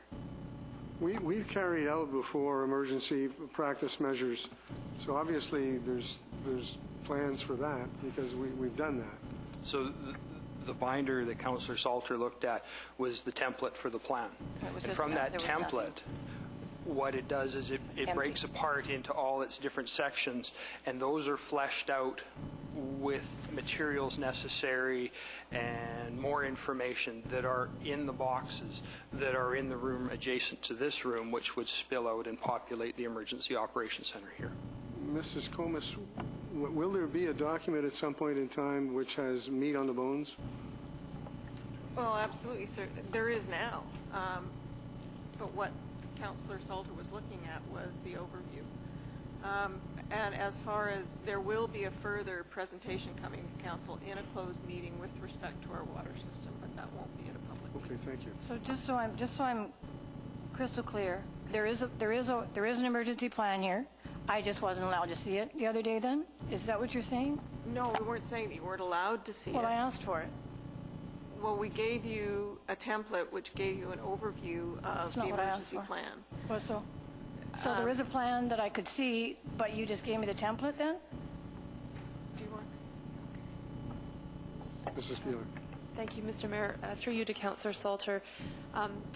As Council is aware, this is the first year that we have a full FTE dedicated to emergency program coordination. Aaron and his counterparts in the other areas have done a really good job of trying to have this very large program put together a little bit off the side of Aaron's desk, certainly. So what we have already is we have the materials that we would need to run an emergency operations center. As Aaron mentioned, that is staffed by city staff and backup provided by our partner folk. The documents are all consistent, and we have templates for every eventuality, such as acquiring resources for the food for the folks who are in the operating center, requiring equipment to clear roads, those types of things that we will encounter in an emergency situation. The work plan for this year that we've discussed in admin with our partners is to flesh all of those things out so that the binder that I believe Councillor Salter saw would be populated with essentially the chapters of our emergency program. At the moment, it is being refined and revamped, just given the fact that we haven't had sufficient resources to dedicate to it in the past. And we have a work plan that we intend to bring back to Council twice a year to give Council progress. So in the fall, Aaron is intending to come back to Council with the work plan for 2018 with our partners. The CAOs are meeting regionally to give some direction to that plan on the operational level, and we would intend to come back to Council essentially every spring and fall on an ongoing basis with updates that would be coming out. So as Aaron mentioned, one of the first priorities for next year is to update the hazard vulnerability risk assessment, is that the right order? Which would basically prioritize the emergency situations that we would be likely to encounter. And that would have essentially chapters that would put into place a contingency and a response plan for those particular, whether it be earthquake or flood or wildfire situation. So a lot of the components are certainly there, but we do certainly need a little bit more time now that we have a full-time emergency coordinator, and we will be getting some clerical assistance dedicated to that function as well, which will put together a lot of the documents and make sure that they are kept up to date as staff change or other items come forward. So what I asked Aaron to do today was just provide the high-level overview of where we are. We have the legislative tools in place with our bylaw. We have the people in place with the coordinated emergency management Oceanside, and we now have some resources to put the meat on the bone, so to speak, as we move forward. So hopefully that will provide council with ongoing information as we get through and develop the program to the level that we would like. Mr. Dawson, will you come back to council and give us a debriefing on the exercise that's going to take place on Wednesday?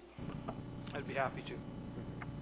So basically, we have a water plan in place, but that's it. We're working on getting a plan in place for everything else. Your Worship, I wouldn't want to leave the public with the perception that we don't have a plan in place, because we have the ability to roll out an emergency operations center and provide support to first responders and provide support to the community. We are continuing to work on it and refine it and make it better, but if an emergency happened tomorrow, we would be able to respond. Okay. Councillor Patterson. Thank you, Your Worship. Through I think our CEO and then perhaps another staff person. Bylaw number 1414. Now this was from 2006. So in some ways I'm not sure if it needs to be updated. When I look at 7.2 B in the bylaw, where it says any expenditure made in accordance with subsection 7.2A must be presented to the council in a report under the signature of the mayor. So my concern is if something was to happen to the mayor or to this council, and this is mostly... God forbid. God forbid. And it deals mostly with money aspect. And we all know that $250,000 doesn't go very far. So my question through to the CAO is, should we be looking at doing some minor updating? Your Worship, if anything happened, heaven forbid, to you, then we have the acting mayor, and it would go through the rotation on council, assuming that if there were no councillors left standing, likely there wouldn't be a lot of staff left standing either. Staff will continue to review the bylaw, and as needed, will bring forward recommendations for council.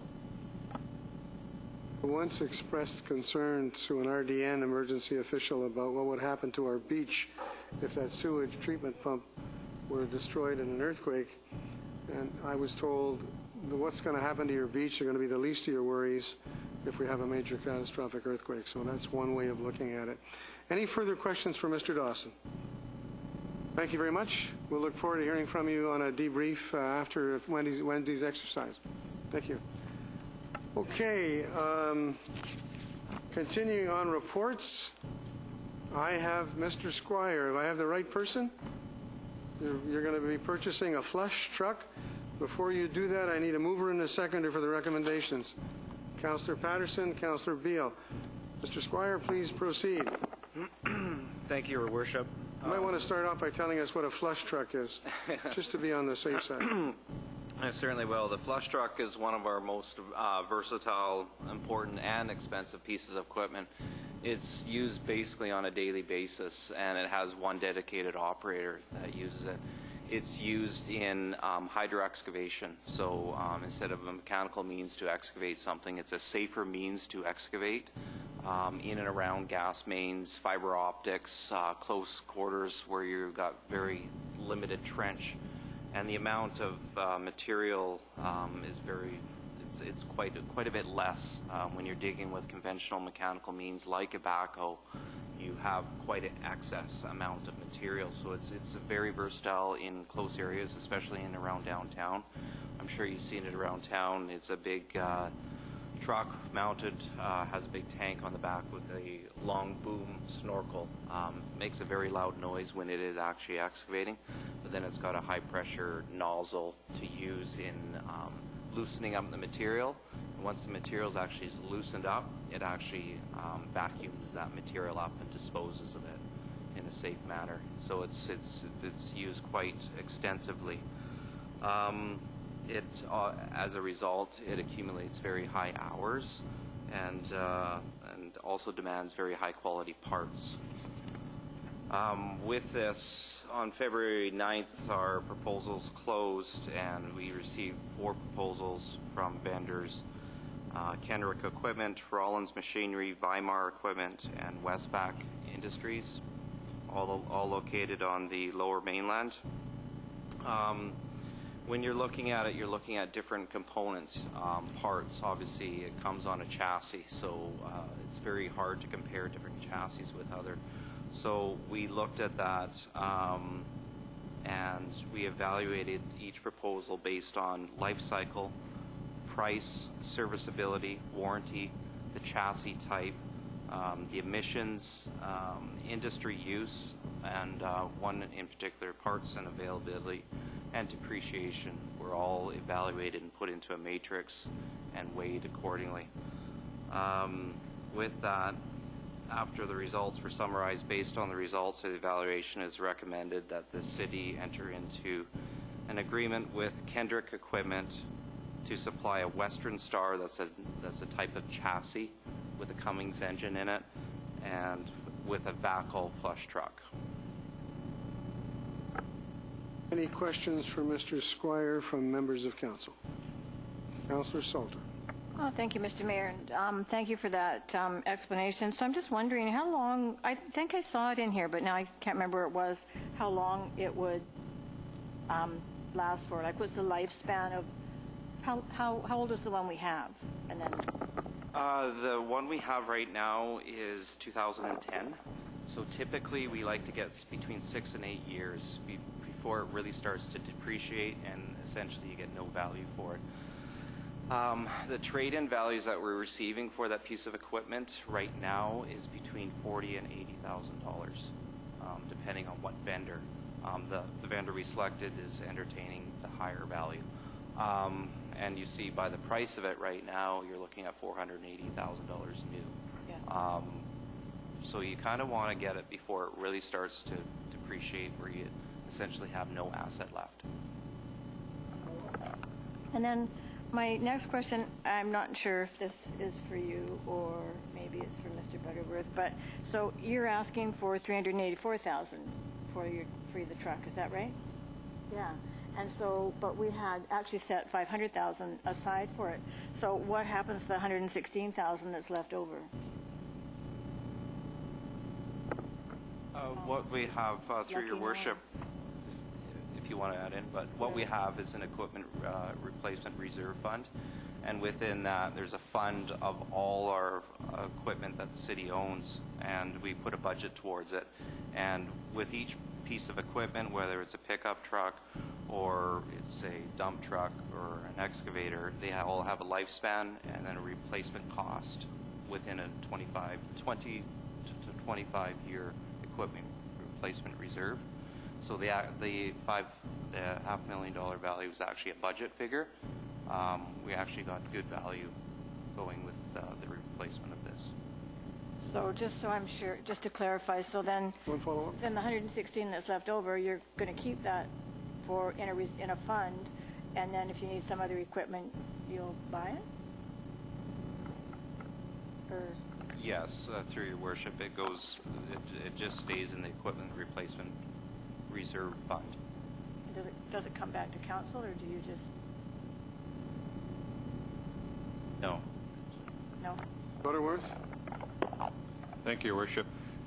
Within the Equipment Reserve Fund, we built up a fund, and it's for replacing existing equipment. If a new piece of equipment comes along, it has to be budgeted through the regular budget process before it can get into the Equipment Reserve Fund.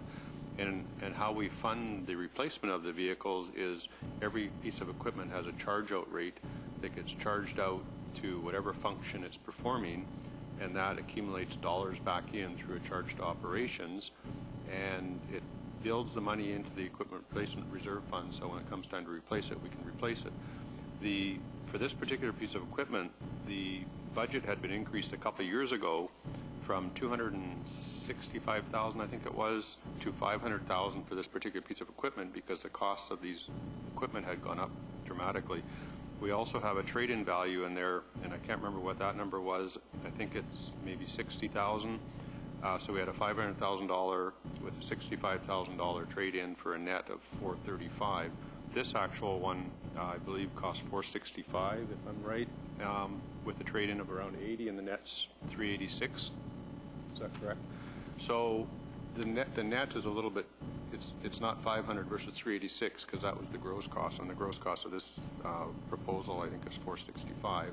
So it's only $35,000 less. But if there is a surplus in the reserve, it will remain there for the next piece of equipment we have to replace. We do estimates of what all these things cost each year, and if the next piece of equipment is a dump truck and it ends up costing a little bit more, then there's a little bit of extra money in there for the reserve fund. So anyways, that's how the reserve fund works. And that's described when it comes to council. Here's what we paid for it. Here's where we take the money out of the reserve and out of the budget and all that sort of stuff. It's identified at that time. The equipment reserve fund is actually in the it's in the budget bylaw as the last schedule in there, and it shows the equipment reserve fund and all the actual vehicles and other pieces of equipment we're buying, and it shows the internal revenues that are generated through charge out to operations. Any further questions for anyone? No? I'm going to call the vote. All those in favor? Yes, I did. Yeah. Didn't I? I did. Yes, I did, yeah. Discussions get so long, you forget you had a mover and a seconder. Okay. Mr. Squire, once again, the implementation of the Shelley Park concept plan. I need a mover and a seconder for the recommendations. Moved by Councillor Burton, seconded by Councillor Patterson. Okay. Proceed, Mr. Squire. Thank you, Your Worship. The Pioneer Crescent Neighborhood Residents Association, the Bard to Bardway Theatre Society approached the city to discuss options for developing the property located at 186 Shelley Road into a formal neighborhood park standard. The Pioneer Crescent Neighborhood Association and Bard to Bardway are willing to fundraise to support the full capital cost of Shelley Park concept prepared by McDonald Gray Landscape Architects and use the $5,000 annual maintenance grant provided to Bard to Bardway by the city to help augment annual operating and maintenance cost of the proposed park. It's anticipated an additional, once the park is fully developed, that an additional annual amount of $10,000 is in order to properly maintain this park to the level of service required for a neighborhood park of this type, and that would be coming forward in future financial plan discussions. Any questions for Mr. Squire? Okay. Oh, Councillor Oates. Yes, I do have a question. The recommendation seems to be reflective of option 1, which is on page 51 and 90 of our agenda. Yet option 2 seems to be written in a way that it should be the recommendation. So I'm wondering why option 2 is written in glowing terms, yet the recommendation seems to be more reflective of option 1. I'm having trouble understanding that. Who wants to, Mr. Squire? Through Your Worship, the recommendation is option 1. Option 2, if I read it out, is to defer the Shelley Park concept plan to the Parks and Open Space Master Plan update scheduled for completion in 2018. That's another option. The meeting we included with staff met with the VIU group that is actually completing completing the Parks and Open Space plan, so they're very well aware of the actual project. In the report, okay, go ahead. I'll ask my question later. You go ahead. Option 2, I just want to make sure we're all on the same page. Page 51 and 90. Option 2 speaks to the wisdom of ensuring proper consideration and comments from the entire community, which seems to me to be, almost one of the main pillars of how we should be doing things, and that's in engaging the entire community, and it's part of the plan. And in option 1 speaks to that there's there's words there that sort of direct me towards that there's some hesitancy with option 1. Just that's the way I read it. Maybe it's just me, but it's words like there are implications and it should be considered, and extra staff time will be required to do this, and they'd be required to do that, and it also impacts on city staff. And then option 2 talks about the wisdom of putting it to the Parks Master and Open Spaces plan, and the recommendation is to not go to public. So I just having trouble reconciling that. I do too, and what sticks out in my mind after reading the report and looking at the work that the VIU folk are doing with regards to the Community Park Master Plan, I'd feel very comfortable by letting that process take place and incorporate this particular project at that time. Anyway, that's just my initial reaction. Councillor, can I go to Councillor Salter and I'll come back? Okay, Councillor Salter. On a point, I raised something. You want to keep on going? No, I, as much as I appreciate your opinion, I'm trying to reconcile why our report seems to say one thing, yet the recommendation is something else. So, I don't think you wrote the report. No, I didn't. No, right. I don't. I never write reports. Okay, who wants to answer that? The report writer. Mr. Squat. Thank you. Option 1 is certainly, we're looking at a volunteering basis where you have a partnership. Obviously, the city has many partnerships agreements. There's examples of this. The Friends of Foster Park is a partnership with us. We have a very local Lions group that has contributed significantly to the community park. Without their significant efforts, we wouldn't have been able to develop parks. This is very much, from what I feel and hearing as the result of the meeting and their discussions and their plans, very much another partnership entering into it. The mitigation of that is potentially taking that park once it's developed and ensuring that A, it meets certain standards, and B, that is upkept to that standard, which is the $10,000. That would be coming up in future budget discussions if, such as, that partnership didn't get established or didn't continue. So essentially that's what the option A is, the recommended option, with obviously mitigating that with a contingency of $10,000 in annual operating fees. Councillor Oates? Okay. So I think that this is, I think what we should be doing, in fact, that's what I ran on, was removing barriers that council put up to people that want to do things in the community. So I think, I'd love to find a way to support this. I do, because I think it behooves us to mobilize people that are willing to do these kinds of things. And I guess that explains these are the things that we would have to mitigate or accept as part of the deal, I guess, if we were to do this. But I remember when this first came in front of council, one of the issues that was raised, I believe it was by Councillor Salter, was the issue of a lack of a washroom.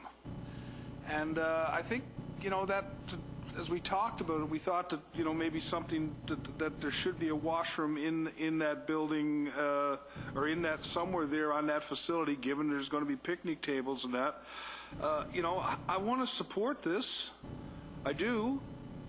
But I want it to be done right, and I want it to be done up to our standard.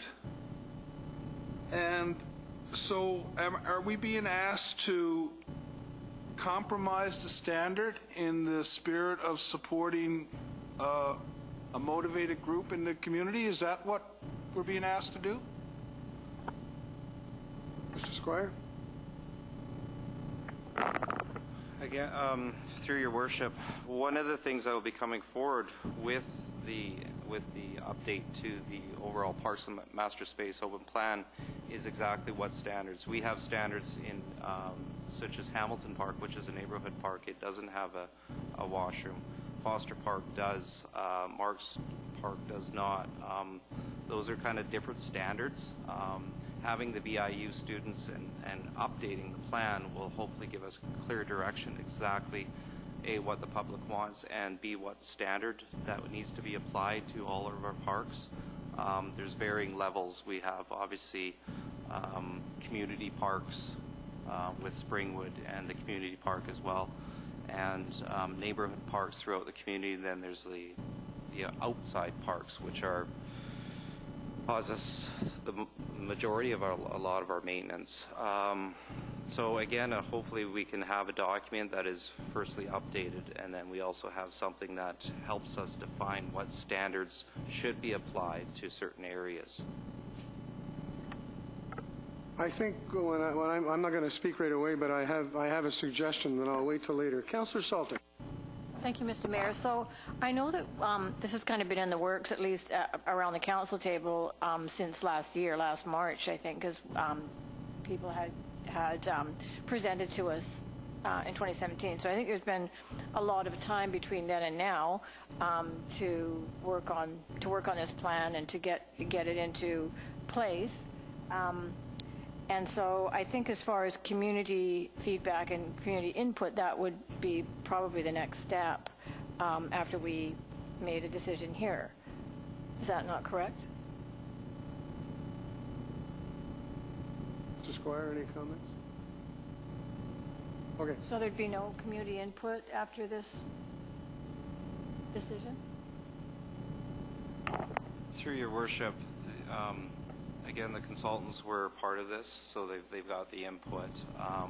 That would be brought forward in the development of the plan. The discussions with Shelley Park, with all the other parks, would be brought forward in open house forums and community engagement outreach programs through the update to the Parks and Open Space Master Plan. Going forward? Yeah. Great. Councillor Beale. Is Councillor Beale first? And then Councillor Patterson? Okay, Councillor Beale. Okay. Thank you, and thank you very much. I have been privy to some of the meetings, wanting to be there to be clear on what the needs of the city were and any concerns brought forth by operations and maintenance. And just for the benefit of council, there was a neighborhood gathering where greater than 62 people attended, and they were absolutely every one of them in favor of making some improvements to the neighborhood park. With the mentioned concerns about washrooms, I think it's helpful to keep in mind that this area, just like other neighborhood parks, it is a neighborhood park primarily. Of course, any residents would be welcome, but as it's a neighborhood park, people are coming from close by and probably planning at stopping at the park with washroom breaks in mind, and or dog walkers or whoever they are. I too was concerned about some of the language and just the way it came through in the report, and wondering if it was matching with the recommendations, the way the options were written up. I was concerned as well that it referred to the notion that everything would be done by 2018, and in fact the original intent was that the fundraising be done within a 2-year period or by 2018. The approach, it could be done in complete phases so that things could progress, and always in consultation with staff, not to take up a lot of staff time, but to ensure that things were done to standard. I'm just worried that that if there are ongoing concerns about certain issues, that we could end up throwing out the baby with the bathwater. People in the neighborhood would just dearly love to see, some people said, well, it'd be great to even get a bench. So, but work has gone into working with Nigel Gray and Kara McDonald to look at a solid plan that is pragmatic. It's not a fancy plan.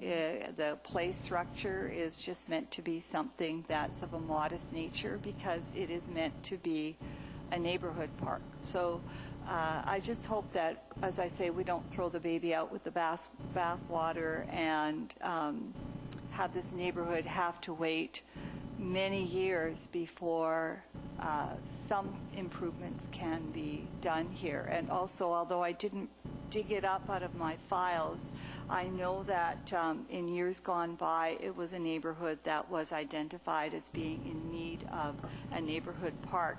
And residents at the time seemed to think that when it was worked towards being a park, that things would just evolve and that the city would make it more park-like, and then it became apparent that no, it would be better for the neighborhood to actually just get together, take it on, do the fundraising, cover all the costs, have in-kind work in place where possible, but always making sure that there was a good working relationship with operations and maintenance to put something together there. Thank you. Councillor Oates. Thank you, Worship. That property, that area is currently zoned as parkland, right? I think we should support the recommendation to allow those people to start their fundraising there. Any of the concerns that have are minor in comparison to the improvement that I think that this could provide to the neighborhood. So I'm willing to. I'm certainly willing to support this, and I think we should just move forward and do it. What I was going to propose to council is that we add a fourth item, which is not a. You've spoken. It's my turn. Which is not a. It's not a deal blocker, and it doesn't do anything. But I was going to suggest taking from number 2, refer the proposed Shelley Park concept plan to the Parks and Open Space Master Plan Committee for. Word I'm looking for is for coronation or blessing or whatever the case may be, or for consistency in terms of what everything else is going to look like. And I don't think that would be a problem. Councillor Beale. Sorry to jump in there, but I would like to mention that Dr. Pam Shaw and one of her students was also in attendance at the meeting by John Diggins and Warren Payne, and Don Harper, who is here from Broad to Broadway, who's here in the audience this evening. I know Doug Herkmer would be here, but he's on his way to Ireland right now. And so anyway, she was part of the meeting and making suggestions at that time. Were there any suggestions that were sort of out of... The only thing that was unique, I absolutely, she seemed to be in approval, just added that if there was some sort of a, whatever that play structure, something that invites kids to play and also intergenerational, the thought is to have something that's appealing to older folks as well, that she thought it would be nice to have something that's a bit different than you might have elsewhere. But there's lots of time for looking at that sort of detail. Councillor Salter. Sorry, I thought there was a motion. I thought you had made a motion. I thought Councillor Oates had made a... No, you didn't? Oh, okay. Yeah, I do. So I would like to call the vote, which is to approve the development of the Shelley Park based on the concept. Yeah. No, yeah.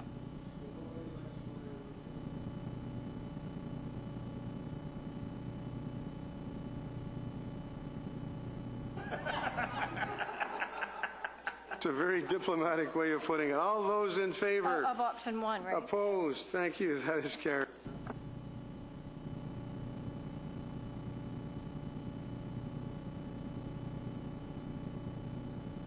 Russell, for the first time this evening, would you please give us the background on the consideration of a development permit to facilitate an additional bumper boat facility at 375 Island Highway West? I need a mover and a seconder.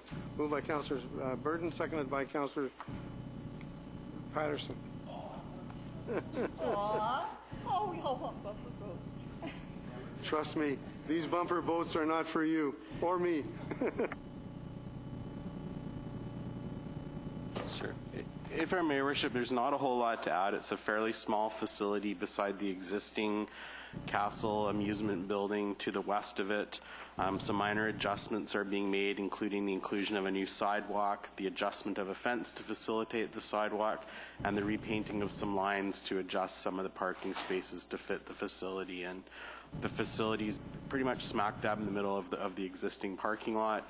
It's at least 50 meters away from the marine foreshore, as well about 50 meters away from the nearby riparian area. Fun, fun, fun. Any questions for Mr. Russell? Councillor Burden. I know the answer, but I feel obliged. How far away is it from the Eagle Tree? Is that the riparian area? Okay, thank you. Councillor Oates. Theoretically, could the mayor fit in one of those boats?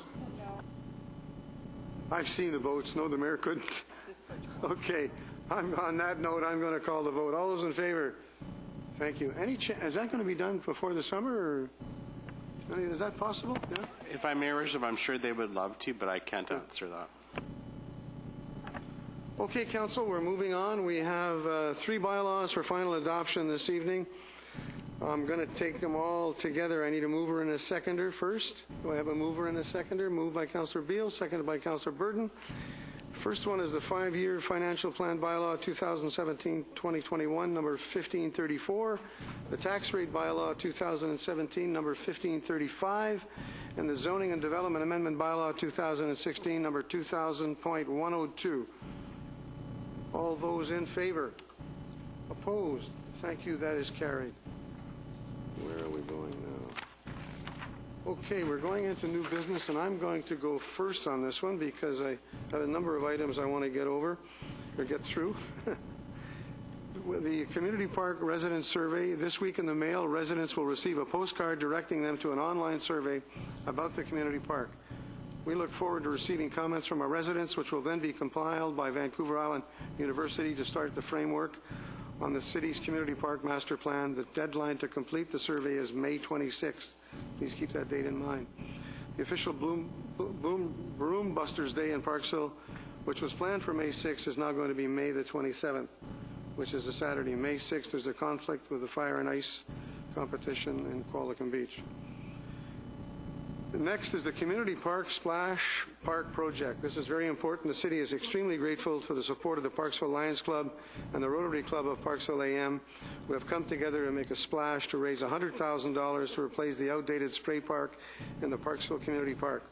The public is invited to the campaign kickoff on Friday, May the 19th at noon near the Lions Club Ventureland Playground, hosted by the Lions Club and Rotary Clubs. And lastly, the Emergency Management Oceanside, Wednesday this week from 9 a.m. to 3 p.m. We've already talked about it. The former hovercraft pad in the Parksville Community Park will become the center of activity for exercise sweeper and emergency communications exercise following an earthquake scenario. The public is welcome to stop by throughout the day to observe the exercise. Emergency Preparedness Week in Oceanside will be recognized next week with the city's emergency program coordinator available here at City Hall on May the 11th from 11 a.m. to 3 p.m. to meet with residents for one-on-one consultations, a chance for residents to ask questions about individual plans and how to be better prepared for emergencies. And also on Saturday, May 27th, Emergency Management Oceanside will host an Emergency Preparedness Expo at the Parksville Curling Rink. And this is all on our website. So that's it for me. Before we go any further, I'm going to go around the table for new business.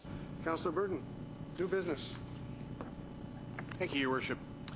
On April the 20th, I attended the Vancouver Island Real Estate Board Commercial Building Awards on behalf of the City of Parksville.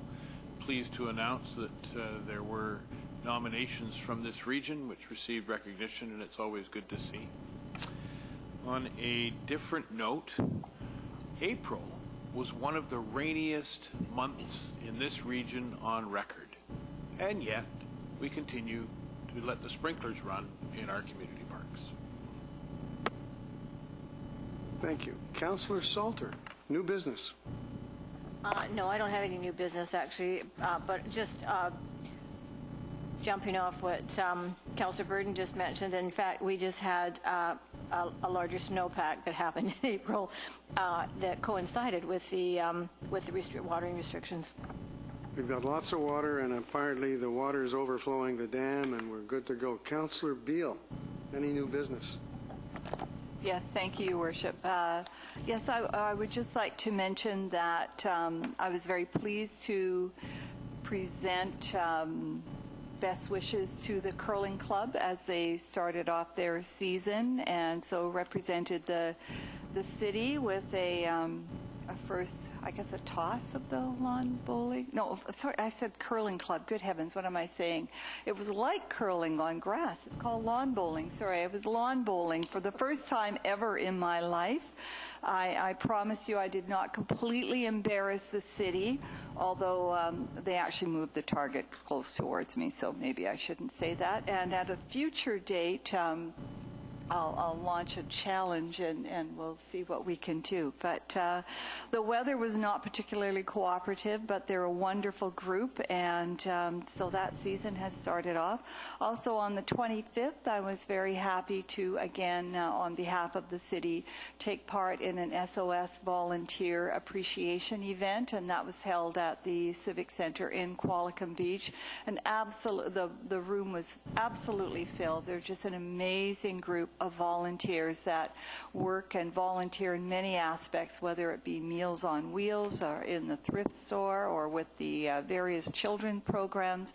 And people don't always realize when they're volunteering the huge variety of programs that are being supported through their efforts. So it was really quite moving, a lovely event, and also a bit of local music. So that was really great as well. And also I've attended the OCAC, that's the Oceanside Community Arts Council meetings recently, and they are so appreciative of the donation in kind. Thank you, Mr. Squire, to the Parks Department for assisting with that. They've already worked on getting their plantings in, and there's a range of events. And this Wednesday, I will be attending the Oceanside Task Force on Homelessness regular meeting, so I don't have anything to update this group with yet. Thank you very much. Councillor Oates. Thank you, Worship. Just a couple of things. It's great to see the park staff out there doing their thing and getting the city up, freshened up for the new season. Those forested areas that were cleaned out last year are sure showing the benefits of it to this spring. So kudos to those folks that are out there doing that. I do have one item in new business. I'd like to make a motion. I'd like to move that the mayor be authorized to write a letter to our Member of Parliament for Nanaimo Ladysmith, Sheila Malcolmson, expressing the City of Parksville Council's support for Bill C-52, which is an act to amend the Canada Shipping Act 2001 and provide for the development of a national strategy for abandoned vessels. I have a seconder for that, seconded by Councillor Beale. Any discussion on the motion? You want to give us? Other than it was supported at the AVICC and convention up there in Campbell River, she gave a presentation up there. It was immediately supported there. The RDN has done the same thing. Abandoned vessels are as an issue for all of us. It's an easy initiative, I think, for us to get behind, and I look forward to us supporting it. Okay, I'm going to call the vote. All those in favor? Thank you. That is unanimous. Is that it, Councillor Rhodes? Councillor Patterson. Thank you, Your Worship. I attended a Mount Aerosmith Biosphere, give me just a second, day at Milner Gardens, and then there was a couple in some of the other surrounding parks, and it was just amazing we have so many volunteers in this community that come out and do things, and then we have some amazing students in our area. So this was put on as well with VIU students and professors, and they did birding and wildlife tours and eco, so really quite interesting, and that was part of the Brand Festival as well. When I was thinking about that and volunteers, and two different organizations and that also come to mind that I've had lots of interesting conversations with in the last little bit, and one is the MAC. That Councillor Beale is the liaison with, and they have Canada 150 artwork show and that in process, and it's really amazing. And then they have a couple of different presentations coming forward that I recommend to the community to always support. And then there's the Parksville Community and Conference Center as well that's looking for board members, and they're having their AGM coming up shortly, and that too. So I've had some really interesting conversations with people in the community that have asked questions about volunteering and sitting on various boards as well. And then my last one with you as well, Your Worship, when you talked about the Lions Club and the Rotary Club, and that is also the youth and the Interact and Rotary, and they will also be fundraising as well for the water park. So I think it's just amazing the amount of people in our community that get out and about and volunteer in this community. We are not what we are without them, so I thank them, this community, so much. Thanks very much. Okay. We're going to now move into camera. I need a mover and a seconder for the recommendation pursuant to Section 91E and I of the Community Charter that Council proceed to a closed meeting to consider items related to land and advice subject to solicitor-client privilege. Moved by Councillor Salter, seconded by Councillor Beale. All those in favor? I'm sorry. You have a question? I do have a question. I'm not sure how to deal with this. One of the issues that's outlined in the agenda for the in-camera session is an item that was discussed in public previously, and I'm curious to know why we have to go in camera at this point to... We will rise and report, but I'll let Mrs. Comas. Your Worship, whenever we receive information from a solicitor, it is dealt with in a closed meeting. So we'll receive that information, and then when we come out of the closed meeting, we will deal with the matter in open.